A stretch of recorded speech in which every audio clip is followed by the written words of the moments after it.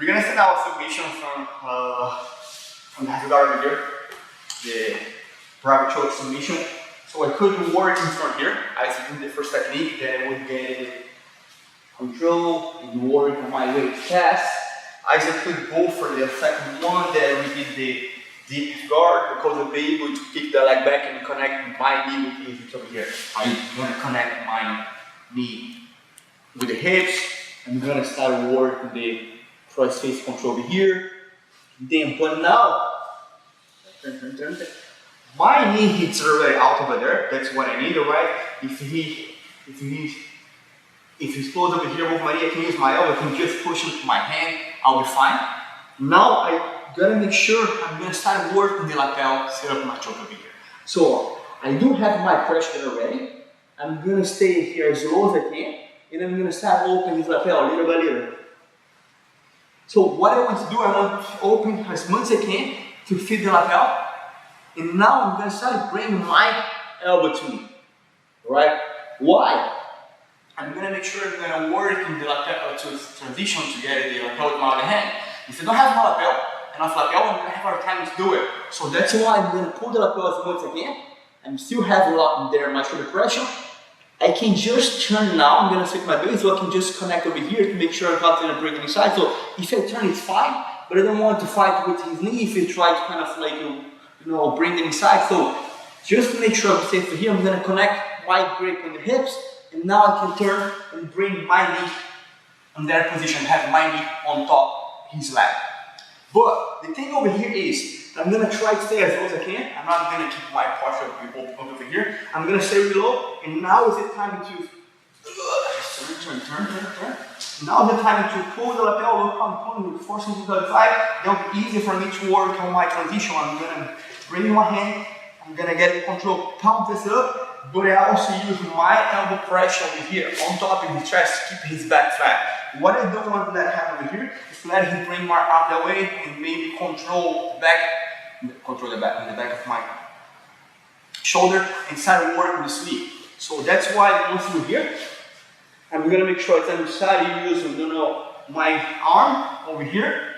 I'm bringing my hand and pump this up. I'm gonna feed the lapel and then use this pressure over here. So I have my knee on top of the leg and I have this control.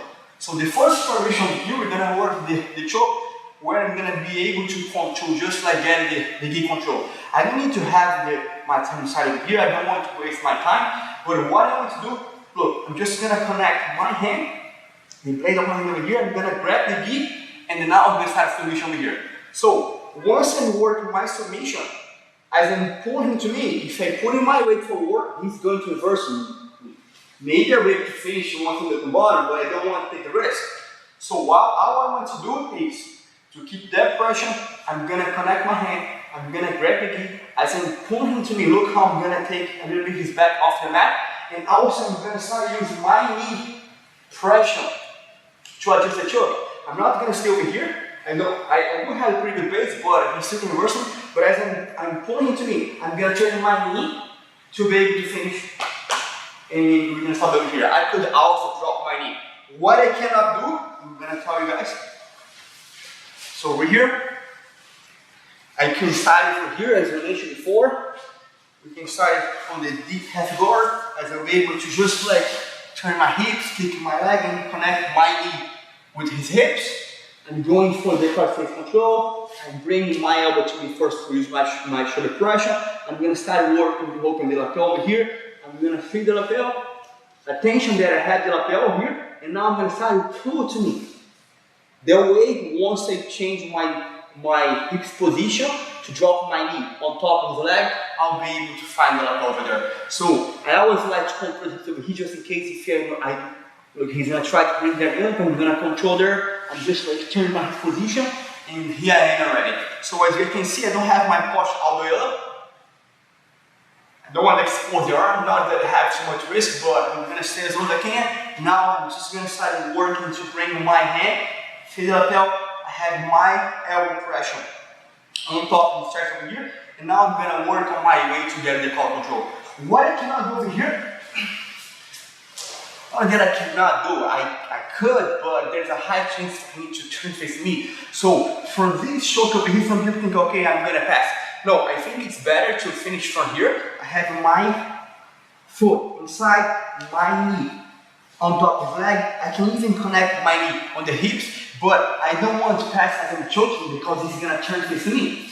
I could apply this choke once I have my knee position over there, connect the hips, or I can apply this choke once I have him in the belly. That's gonna work, you know, the best over here. So we're here.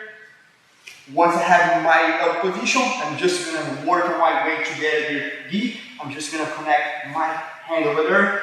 I have the gi control over here. As I mentioned before, I don't have to get inside grip, you know. And as I'm gonna start bringing to me, look how I'm gonna start pulling, bringing his back off the mat. I'm gonna keep my hand the same side of my top hand. I'm gonna turn my knee and I'm gonna work to finish over here. That's it.